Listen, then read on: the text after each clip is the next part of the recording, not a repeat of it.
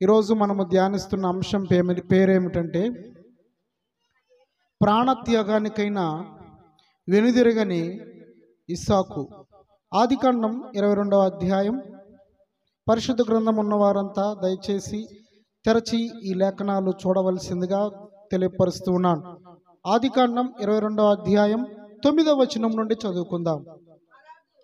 అలాగూ వారిద్దరూ కూడి వెళ్ళి దేవుడు అతనితో చెప్పిన చోటికి వచ్చినప్పుడు అబ్రహాము అక్కడ బలిపీఠమును కట్టి కట్టెలు చక్కగా పేర్చి తన కుమారుడగు ఇస్సాకును బంధించి ఆ పీఠం పైనున్న కట్టెల మీద ఉంచెను.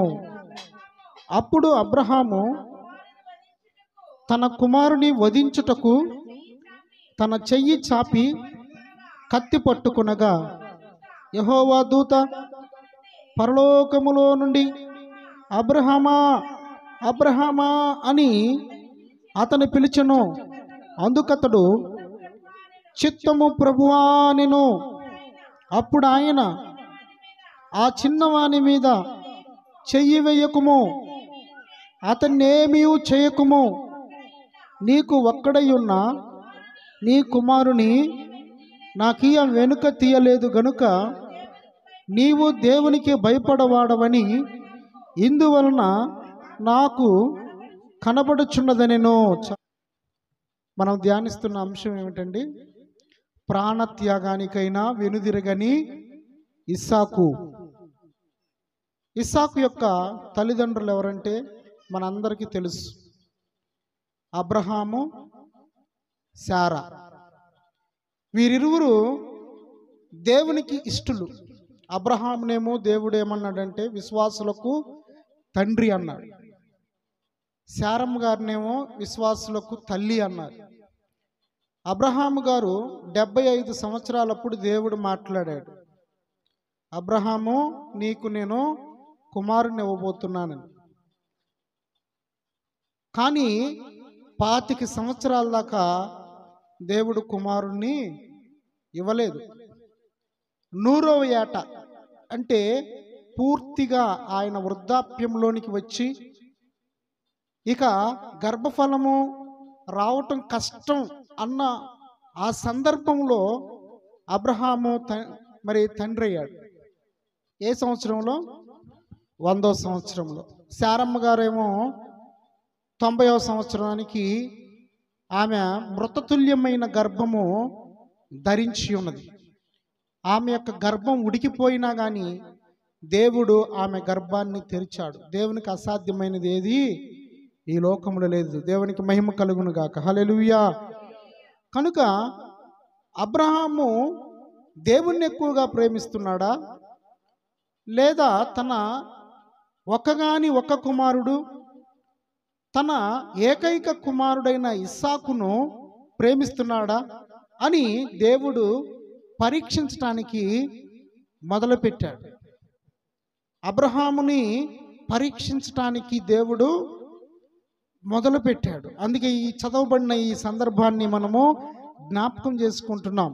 అప్పుడు అబ్రహాము తన కుమారుని వధించుటకు తన చెయ్యి చాపి కత్తి పట్టుకొనగా, చూడండి అబ్రహాముకి దేవుడు ఏమని చెప్పాడంటే 22వ అధ్యాయము 1వ వచనాన్ని చదువుకుందాం. ఆ సంగతులు జరిగిన తరువాత దేవుడు అబ్రహామును పరిశోధించెను. ఎట్లనగా ఆయన అబ్రహామా అని పిలువగా అతడు చిత్తం ప్రభువా అనెను. అప్పుడు ఆయన నీకు ఒక్కడయ్యున్న నీ కుమారుని అనగా నీవు ప్రేమించు ఇస్సాకును తీసుకుని మోరియా దేశమునకు వెళ్ళి అక్కడ నేను నీతో చెప్పబోవు పర్వతములలో ఒకదాని మీద దహన బలిగా అతన్ని అర్పించుమని చెప్పెను. ఏమని అన్నాడంటే, అబ్రహామా నీకు ఒక్కడై ఉన్న నీ కుమారుడని ఇస్సాకుని నేను చూపించు పర్వతం మీద దహన బలిగా అర్పించు అన్నాడు. అందరూ ఏమనుకుంటారంటే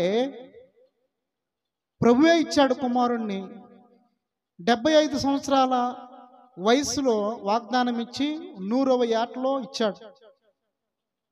ఈ 100వ ఏటలో మరలా ఇన్ని సంవత్సరాల నుంచి ఎదురు చూసిన కుమారుణ్ణి బలించమంటున్నాడు, దహన బలిని అర్పించమంటున్నాడని అబ్రహాము తన హృదయంలో ఏమాత్రం బాధపడలేదు. అబ్రహాము తన హృదయంలో కృంగిపోలేదు, తన హృదయంలో వేదన చెందలేదు. దేవుని మీద ఎంత నమ్మకమో, దేవుడంటే ఎంత ఆశో, దేవుణ్ణి కలిగి ఉండటాన్ని బట్టి అబ్రహాము నిత్యము సంతోషిస్తూ ఉన్నాడు. అయితే ఇస్సాకు ఆ దహన బలి ఇవ్వటానికి తీసుకుని అబ్రహాము ఇస్సాకుని తీసుకుని వెళుతూ ఉన్నాడు. వెళుతూ ఉన్నప్పుడు దారి మధ్యలో ఇస్సాకు ఏమని అడిగాడో చూద్దాం. 5వ వచనం, తన పనివారితో మీరు గాడిదతో ఇక్కడనే ఉండుడి, నేనును ఈ చిన్నవాడును అక్కడికి వెళ్ళి దేవునికి మొక్కి మరలా మీ వద్దకు వచ్చేదమని చెప్పి దహన బలికి కట్టెలు తీసుకుని తన కుమారుడకు ఇస్సాకు మీద పెట్టి తన చేతితో నిప్పును కత్తిని పట్టుకొని పోయాను. వారిద్దరూ కూడి వెళ్ళుచుండగా ఇస్సాకు తన తండ్రి అయిన అబ్రహాముతో నా తండ్రి అని పిలిచెను. అందుకతడు ఏమీ నా కుమారుడా అనెను. అప్పుడతడు నిప్పును కట్టెలను ఉన్నవి గాని దహన బలికి గొర్రెపిల్ల ఏది అని అడుగగా అబ్రహాము నా కుమారుడా, దేవుడే దహన బలికి గొర్రెపిల్లను చూచుకొనని చెప్పాను. చాలు. తన కడుపును పుట్టిన బిడ్డ తన తండ్రితో నా తండ్రి అని పిలవగా తండ్రి ఏమీ నా కుమారుడా అన్నాడు. దహన బలికి కట్టెలున్నాయి, నిప్పు ఉంది, కానీ గొర్రెపిల్ల ఏది, బలిపశువు ఏది అని అడిగాడు. అయితే అబ్రహాం ఏమంటున్నాడు, నా కుమారుడా, ఆ యొక్క గొర్రెపిల్లను దేవుడే చూచుకొనును అని చెప్పి విశ్వాసముతో పలికాడు. ఇక ఆ కట్టెలు ఆ యొక్క పేర్చి దహన బలిపీఠాన్ని వాళ్ళు సిద్ధపరిచి ఇస్సాకుని బంధించారు, చేతులు కాళ్ళు కట్టేసి. ఆ కట్టేస్తున్నప్పుడు ఇస్సాకు ఏమాత్రము తండ్రి మాటను జవదాటలేదు, తండ్రిని ఎదిరించలేదు, భయపడలేదు. ఇస్సాకు చక్కగా తన తండ్రి చేతులు కట్టేస్తున్నా కాళ్ళు కట్టేస్తున్నా ఆ యొక్క కట్టెల మీద బలిపీఠం మీద పడుకోబెట్టినా నోరు తెరవట్లేదు. ఏం చేయట్లేదండి? నోరు తెరవట్ల. ఇక అబ్రహాము తన యొక్క చేత తెచ్చుకున్న కత్తిని బట్టి ఒక్కసారిగా బలించేద్దాం, ఒక్క దెబ్బలోనే దహన బలి పశువు యొక్క శిరస్సు ఏమవ్వాలంటే విడిపోవాలి, తెగిపోవాలి, ఒక్క దెబ్బతోనే దహన బలి ఇచ్చేటప్పుడు. అట్లాగే ఆ కత్తిని పట్టుకొని పైకెత్తాడు. ఒక్కసారిగా ఆ మెడ మీద వేయబోతున్నప్పుడు ఆకాశంలో నుండి మరి యెహోవా దూత, అంటే యేసుక్రీస్తుకు సాదృశ్యముగా ఉన్న యెహోవా దూత ఏమంటున్నాడు చూద్దాం. అబ్రహామా అబ్రహామా అని అతను పిలిచెను. అందుకతడు చిత్తం ప్రభువా అనేను. అబ్రహాము గారు నిజంగానే బలించేస్తాడేమో అని చెప్పి దేవునికే భయమేసింది. దేవుడే ఏమంటున్నాడో చూసినట్లయితే అబ్రహామా అబ్రహామా అని పిలుస్తున్నాడు. నీకు ఒక్కడై ఉన్న నీ కుమారు వెనుక తీయలేదు గనుక ఇందు మూలముగా నీవు నాకు భయపడువాడవని నేను తెలుసుకున్నాను అని చెప్పి 13వ వచనం చూద్దాం. అప్పుడు అబ్రహాము కన్నులెత్తి చూడగా పొదలో కొమ్ములు తగులుకొని ఉన్న ఒక పొట్టేలు వెనుక తట్టున కనబడెను. అబ్రహాము వెళ్ళి ఆ పొట్టేలును పట్టుకొని తన కుమారునికి మారుగా పెట్టి దహన బలిగా అర్పించును. అబ్రహాము ఆ చోటికి యెహోవా ఈరే అను పేరు పెట్టును. అందుచేత యెహోవా పర్వతం మీద చూచుకొనును అని నేటి వరకు చెప్పబడును. నిజంగా ఇస్సాకు చాలా విధేయత చూపించాడు. ఇస్సాకు తన తండ్రిని ప్రశ్నించలేదు. నానా, ఏంటి నువ్వు చేసే పని? నన్ను చంపుతావా?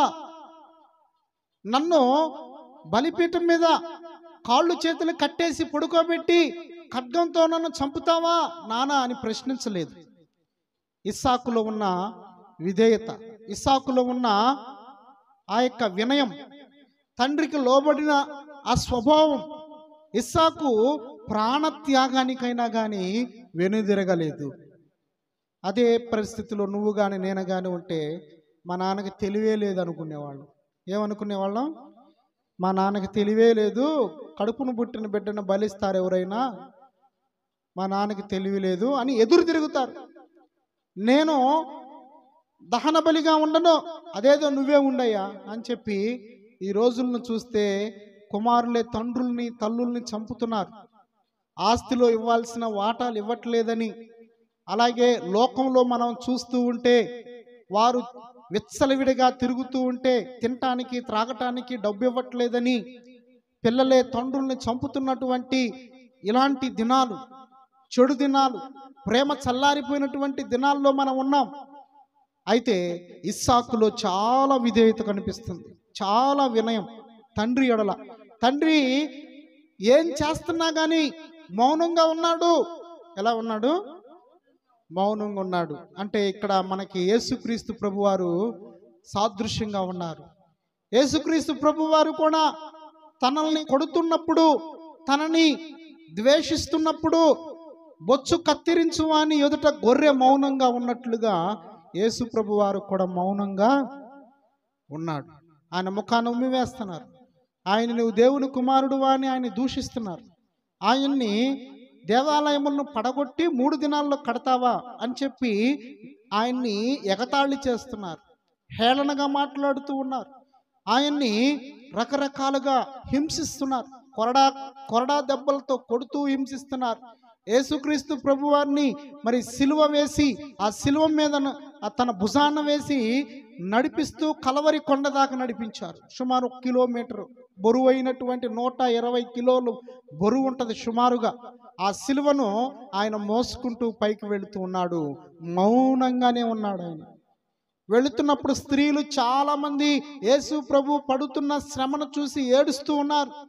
అప్పుడు ఆ స్త్రీలందరితో యేసుక్రీస్తు ప్రభు వారు అంటున్నారు, యెరూషలేము కుమార్తెలారా,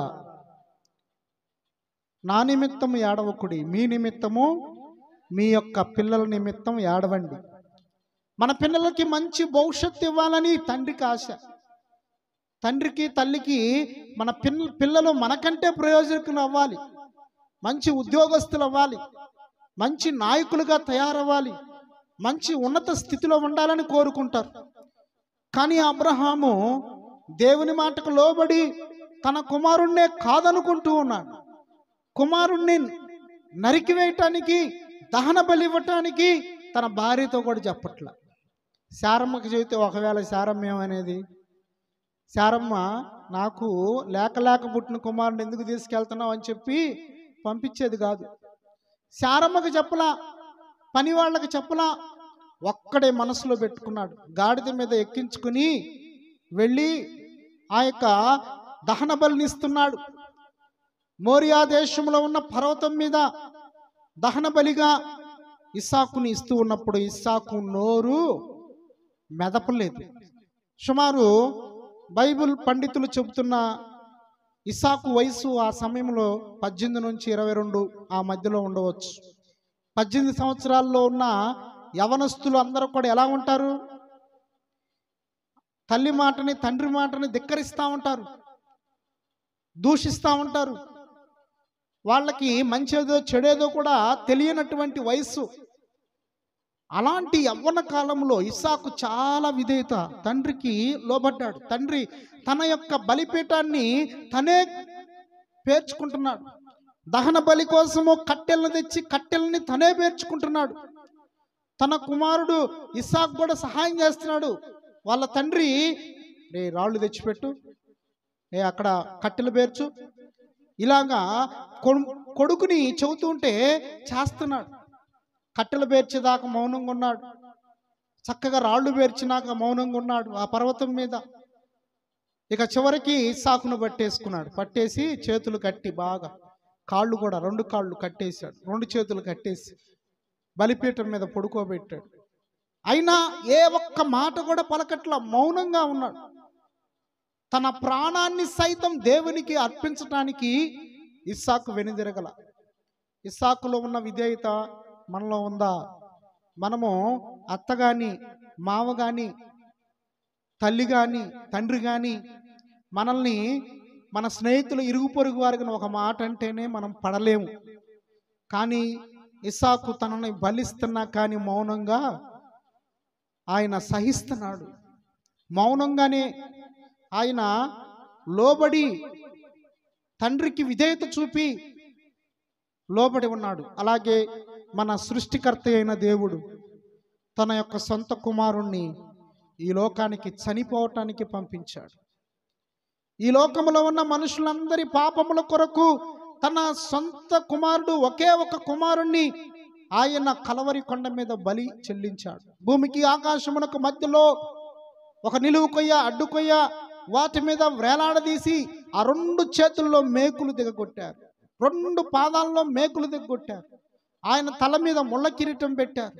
కొట్టినప్పుడు ముఖమంతా రక్తమయం, ఆయన దేహమంతా, చర్మంలో ఉన్న నరాలన్నీ కూడా తెగిపోయి బాడీ అంటే ఆ శరీరం అంతా మాంసపు ముద్దగా మారిపోయింది. స్వరూపమైన సొగసైనను లేనివాడుగా ఉన్నాడు. యేసుక్రీస్తు ప్రభువారు 10,000 మందిలో అతి సుందరుడు, అతి కాంక్షణీయుడు. ఆయన 10,000 మందిలో నా ప్రియుణ్ణి నేను గుర్తించవచ్చు అని పరమగీతంలో చెప్పినట్లుగా యేసు ప్రభువారు అంత సౌందర్యవంతుడు. ఆయన స్వరూపమైనను సొగసైనను లేనివాడుగా ఆయన అయ్యాడు. ఇస్సాకు కూడా దేనికి సాదృశ్యంగా కనిపిస్తున్నాడంటే యేసుక్రీస్తు ప్రభు వారికి సాదృశ్యంగా కనిపిస్తున్నాడు. అప్పుడు యేసు తండ్రి అయినటువంటి దేవుడు అబ్రహాములో ఉన్నటువంటి ఆ విశ్వాసాన్ని చూశాడు, ఆ భయభక్తులను చూశాడు. అబ్రహామా, అబ్రహామా అని దేవుడే భయపడుతూ మాట్లాడుతున్నాడు. నీ కుమారుణ్ణి నువ్వు బలి చెల్లించొద్దు, వద్దు. అదిగో అక్కడ కనపడుతుంది ఒక పొట్టేలు, కొమ్ములు తగులుకొని ముళ్ళ కంచెల మధ్యలో పొదలో ఉంది. ఆ యొక్క పొట్టేలు తెచ్చి నీ కుమారుడికి ప్రతిగా ఆ యొక్క గొర్రెపిల్లను బలించమని చెప్పినప్పుడు దేవుడు ఆయన కరుణా సంపన్నుడని, ఆయన దీర్ఘశాంతము గలవాడని, ఆయన ప్రేమస్వరూపి అని అబ్రహాము తెలుసు. అందుకే అబ్రహాము తన కుమారుడితో ఏం చెప్పాడంటే, నా కుమారుడా యెహోవా ఈరే అన్నాడు. ఏమన్నాడు? యెహోవా ఈరే అంటే యెహోవా చూచుకొనును. బలి చెల్లించటానికి పని వాళ్ళకు కూడా ఏమని చెప్పాడు? మేము వెళ్ళి బలి చెల్లించి మరలా మేము తిరిగి వస్తాం అని పని వాళ్ళతో చెప్పాడు. ఎంత విశ్వాసమో చూడండి. ఆయన తన కుమారుణ్ణి బలించమంటే మేము వెళ్ళి బలి చెల్లించి మేము మరలా నీ దగ్గరికి వస్తాను పని వాళ్ళతో చెప్తున్నాడు. దేవుడు అన్యాయస్తుడు కాదు, దేవుడు పక్షపాతి కాడు, దేవుడు కీడు చేసే దేవుడు కాదు. ఆయన మేలులు చేసే దేవుడు, ఆయన కనికరం చూపే దేవుడు. కనుక తన యొక్క బలిపీఠాన్ని తనే పేర్చుకుంటూ రాళ్ళు పెట్టుకొని కట్టెలు పేర్చుకొని దాని మీద పడుకొని కత్తితో తన తండ్రి ఒక రవలేదు, మూలగలేదు. ఆ తండ్రికి విధేయుడయ్యాడు. తండ్రి చెప్పిన మాట జవదాటలేదు. యేసుక్రీస్తు ప్రభు వారు కూడా అలాగే విధేయత చూపించాడు. ఈ లోకానికి నరుడుగా ఆయన పంపించినప్పుడు ఈ భూమి మీద ఉన్న ప్రతి కష్టాన్ని ఆయన ఎరిగి ఉన్నాడు. మానవులు పడే ప్రతి కష్టం ఆయన పడ్డాడు. మానవులకు కలిగే వేదనలు, మానవులకి కలిగే కష్టాలు, మానవులకు కలిగే నష్టాలు, మానవులకు కలిగేటటువంటి ప్రతి ఒక్క వ్యాధులు ఆయన గమనించాడు, ఆయన చూశాడు, ఆయన సమస్తము ఎరిగి ఉన్నాడు. క్రీస్తు వారు మనల్ని ప్రేమించి మన కోసము ఆయన మనల్ని బ్రతికించడం కోసం కడవరి ఆదాముగా ఆయన ఈ లోకానికి వచ్చి ఉన్నాడు 2025 సంవత్సరాల క్రితం. యేసుక్రీస్తు మీద ఎవరైతే విశ్వాసం ఉంచుతారో, యేసుక్రీస్తుని ఎవరైతే నమ్మి బాప్టిజం పొందుతారో, ఎవరైతే యేసుక్రీస్తు యొక్క ఆజ్ఞల్ని పాటించి నడుస్తారో వారికి నిత్య జీవనం, ఇక మరణమే ఉండదు.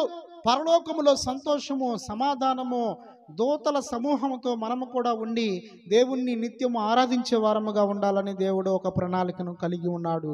కనుక గలతీ రాసిన పత్రిక 4వ అధ్యాయం 4వ వచనాన్ని ఒకసారి చదువుకుందాం. గలతీలకు రాసిన పత్రిక 4వ అధ్యాయము 4వ వచనాన్ని చదువుకుందాం. అయితే కాలము పరిపూర్ణమైనప్పుడు దేవుడు తన కుమారుని పంపెను. ఆయన స్త్రీ యందు పుట్టి మనము దత్తపుత్రములు కావాలనని ధర్మశాస్త్రమునకు లోబడి ఉన్న వారిని విమోచించుటకై ధర్మశాస్త్రమునకు లోబడిన వాడాయను.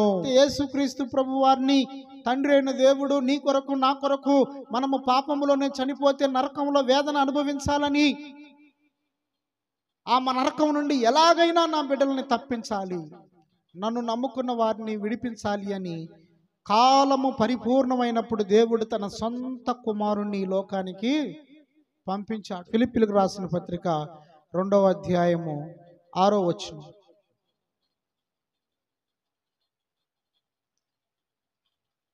ఆయన దేవుని స్వరూపం కలిగిన వాడై ఉండి దేవునితో సమానముగా ఉండుట విడిచిపెట్టకూడని భాగ్యమని ఎంచుకొనలేదు గాని మనుషుల పోలికగా పుట్టి దాసుని స్వరూపమును ధరించుకుని తన్ను తానే రిక్తునిగా చేసుకునిను. మరియు ఆయన ఆకారమందు మనుష్యుడిగా కనబడి మరణం పొందునంతగా, అనగా శిలువ మరణం పొందునంతగా విధేయత చూపిన వాడై తన్ను తాను తగ్గించుకునిను.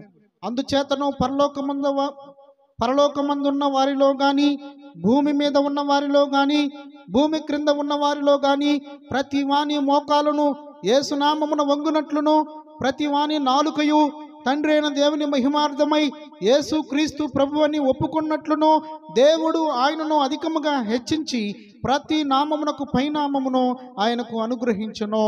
చూడండి, తన కుమారుణ్ణి ఈ లోకమునకు ఆయన దీనుడిగా పంపించాడు. ఆయన ధనవంతుడై ఉండి నీ కొరకు నా కొరకు దరిద్రుడిగా ఈ లోకములో ఆయన జన్మించాడు. ఆయన జన్మ మనం చూస్తే ఎక్కడండి? పశువుల తొట్టిలో పరుండబెట్టబడ్డాడు. పశువుల పాకలో ఆ యొక్క యేసుక్రీస్తు సృష్టికర్త అయిన దేవుడు నరుడుగా జన్మించాడు. ఆయన జన్మ ఎంతో దీనమైనది. ఎందుకనంటే ఆయన మనకి మాదిరి చూపించడానికి.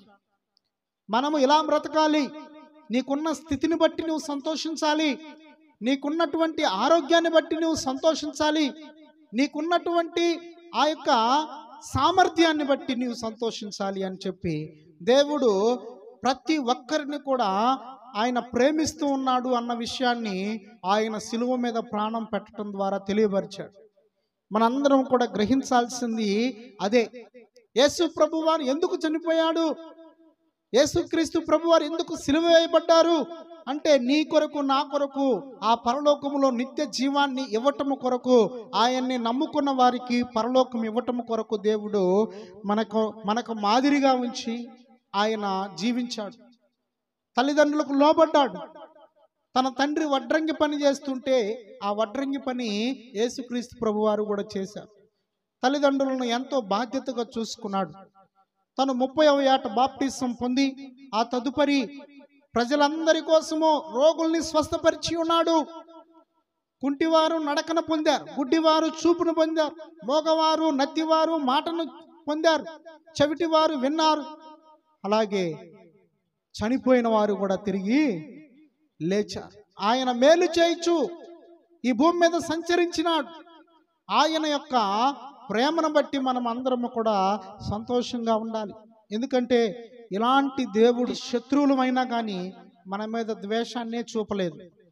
శిలువ మీద ఉన్నప్పుడు ఆయన్ని కొట్టిన వారు, ఆయన్ని దూషించిన వారు, ఆయన్ని ఎవరైతే ఉమ్మివేశారో, ఎవరైతే ఆయన్ని బల్లెంతో పొడిచారో, కొరడాలతో కొట్టారో వారందరినీ కూడా ఆయన ప్రేమిస్తున్నాడు. ఏమంటున్నాడు అంటే, తండ్రి వీరేమి చేయుచున్నారు వీరెరుగరు కనుక వీరిని క్షమించుము. మనకు కూడా అలాంటి బుద్ధి, అలాంటి జ్ఞానం, అలాంటి వివేచన రావాలని దేవుడు కోరుకుంటూ ఉన్నాడు. కనుక పంపబడిన వాడు యేసుక్రీస్తు ప్రభువారు. ఇస్సాకులో నుండి మనము నేర్చుకోవాల్సింది ఏమిటంటే, తండ్రికి విధేయుడైనటువంటి కుమారుడు, ప్రాణత్యాగానికైనా వెనుదిరగలేదు. ఒకవేళ దేవుడు మనల్ని కూడా పరీక్షిస్తున్నాడేమో, మనం కూడా దేవుని యొక్క పరీక్షలో జయించబడాలి అంటే ఒకటే మార్గం, లోబడి ప్రార్థన చేయటం. ఏం చేయటం? లోబడి ప్రార్థన చేయటం. ఎవరైతే లోబడతారో, ఎవరైతే విధేయత చూపిస్తారో, ఎవరైతే దేవుని బిడ్డలుగా జీవిస్తారో వాళ్ళకి దేవుడు ఉన్నతమైనటువంటి తన పరలోకములో శాశ్వత నివాసాన్ని ఇస్తాడు. బహుతరములకు శోభాతిశయముగా ఆయన మనల్ని చేస్తాడు. మనల్ని మంచి సాక్షులుగా భూమి మీద నిలబెడతాడు. ఆయన ఏమాత్రం నిన్ను నన్ను విడిచే దేవుడు కాదు. దేవుడు నిన్ను విడువను, నిన్ను ఎడబాయను. నిబ్రమ కలిగి ధైర్యముగా ఉండము. పర్వతములు ఒకవేళ తొలగిపోతాయేమో, మెట్టలేమైనా తత్తరిల్లుతాయేమో, నా కృప మాత్రం నిన్ను విడిచిపోనే పోదు. ఇక్కడ మనం గమనిస్తే ఇస్సాకు తండ్రికి లోబడ్డాడు. నీవు లోబడుతున్నావా నీ సృష్టికర్త అయిన తండ్రికి? నీ సృష్టికర్త అయిన తండ్రి ఆయన సర్వమును కలుగు చేశాడు. భూమి మీద ఉన్న ప్రతి ఈవి ఆయన కలుగు చేసినవే. భూమి మీద ఉన్న ప్రతి మానవుడికి అవసరమైన ఏంటంటే, భూమి మీద ముఖ్యంగా బ్రతకాలంటే గాలి అవసరం, మరి నీళ్ళు అవసరం, అలాగే ఆహారం అవసరం, మరి నివసించడానికి గృహం అవసరం. ఈ భూమి ఆయందే. మొదటి వచనం ఆదికాండంలో ఏమనుందంటే, ఆది యందు దేవుడు భూమి ఆకాశములను సృజించును. ఈ భూమిని ఆకాశాన్ని సృజించిన దేవుణ్ణి మనం కలిగి ఉన్నాము కనుక ధైర్యంగా ఉండాలి, సంతోషంగా ఉండాలి. యోనా ఓడలో ప్రయాణిస్తూ ఉన్నప్పుడు పెద్ద తుఫాను వచ్చింది. ఇంత పెద్ద తుఫాను రావటానికి గల కారణం ఏంటి అని వారందరూ, ఓడ నాయకుడు, ఓడలో ఉన్న ప్రజలందరూ కూడా ఒకరినొకరు పరీక్షించుకుంటున్నారు. ఎవరైనా దేవుణ్ణి అందరూ మొర్రపెట్టండి, ఒకవేళ ఎవరైనా దేవునికి విరోధంగా పని చేస్తున్నారేమో అన్నప్పుడు యోనా మీద చీటీ పడింది. యోనా దగ్గరికి వచ్చి, నువ్వు ఎవరివయ్యా అంటే, భూమిని ఆకాశమును కలుగు చేసిన ఈ సృష్టికర్త అయిన దేవుని యొక్క సేవకుణ్ణి నేను, జీవము కలిగిన దేవుని యొక్క సేవకుణ్ణి అనేసరికి వాళ్ళకి భయం వేసేసింది. అయ్యో ఈయన దేవుని సేవకుడంట అని చెప్పి, ఇక చివరికి ఆయన నన్ను ఎత్తి ఆ సముద్రంలో పడేయండి, ఈ తుఫాన్ ఆగిపోద్దని ఆయనే చెప్పాడు. భయపడిపోయారు వాళ్ళందరూ. ఎప్పుడైతే యోనాని ఎత్తి నీళ్ళల్లో పడేశారో, ఆ సముద్రంలో పడేశారో, ఇక ఆ తుఫాను నిమ్మళమైపోయింది. నీళ్ళన్నీ కూడా నిమ్మళమైపోయి, గాలి ఆగిపోయి నిశ్శబ్దంగా ఉంది. అలాంటి గొప్ప కార్యాలు చేసే దేవుడు మన దేవుడు. అలాంటి దేవుణ్ణి కలిగి ఉన్న మనము సంతోషించాలి. యెహోవా తమకు దేవుడిగా గల జనులు ధన్యులు అని బైబిల్ గ్రంథంలో రాయబడి ఉన్నది. మనమందరము కూడా ఆ విషయాన్ని గ్రహించాలి. కనుక 15వ వచనాన్ని చూద్దాం. ఆదికాండం 22వ అధ్యాయం 15వ వచనం. యెహోవా దూత రెండవ మారు పరలోకము నుండి అబ్రహామును పిలిచి ఇట్లనెను, నీవు నీకు ఒక్కడై ఉన్న నీ కుమారునియ్య వెనుక తీయక ఈ కార్యము చేసినందున నేను నిన్ను ఆశీర్వదించి ఆకాశ నక్షత్రముల వలెను సముద్ర తీరమందలి ఇసుక వలెను నీ సంతానమును నిశ్చయముగా విస్తరింపజేసేదను. నీ సంతతి వారు తమ శత్రువుల గవిని స్వాధీనపరుచుకుందురు. మరియు నీవు నా మాట వినినందున భూలోకములోని జన్మనన్నీయు నీ సంతానము వలన ఆశీర్వదించబడును. చాలు. అయితే దేవుడు వాగ్దానం చేస్తున్నాడు, దేవుడు ప్రమాణం చేస్తున్నాడు. ఏమని? నీవు నా మాట విన్నావు గనుక నిన్ను ఆకాశ నక్షత్రముల వలె నీ సంతానాన్ని నేను విస్తరింపజేస్తాను అని చెప్పి వాగ్దానం చేస్తున్నాడు. అలాగే ఇప్పుడు జరిగింది. అబ్రహాము యొక్క సంతానముగా ఉన్న మనము లెక్క పెట్టాలంటే, ఆయన పుట్టింది మొదలుకొని ఎప్పటి వరకు చూస్తే ఎవ్వరి వల్ల కాదు. ఆకాశంలో నక్షత్రాలు మనము లెక్క పెట్టగలమా? మన వల్ల కాదు. అలాగే అబ్రహాము యొక్క సంతానాన్ని మనము లెక్క పెట్టలేము. అలాగ దీవించబడ్డాడు అబ్రహాం. ఆయన యొక్క కుమారులముగా కుమార్తెలంగా మనము కూడా ఇస్సాకు వలె వెనుదిరగనటువంటి మనము వారముగా ఉండాలి. వెనుదిరగని వాడు ఇస్సాకు. ప్రాణము పోతుందన్నా కానీ వెనుదిరగలేదు. ఇస్సాకు చాలా విధేయుడయ్యాడు తండ్రికి. అలా మనమందరము కూడా మన సృష్టికర్త అయిన తండ్రికి విధేయులముగా మనము ఉండాలని దేవుడు కోరుచున్నాడు. ఈ రాత్రి కాలములో ఈ వాక్యము ద్వారా దేవుడు మన ఆత్మీయ జీవితాలను ఆశీర్వదించును గాక. అందరం దేవునికి స్తోత్రం.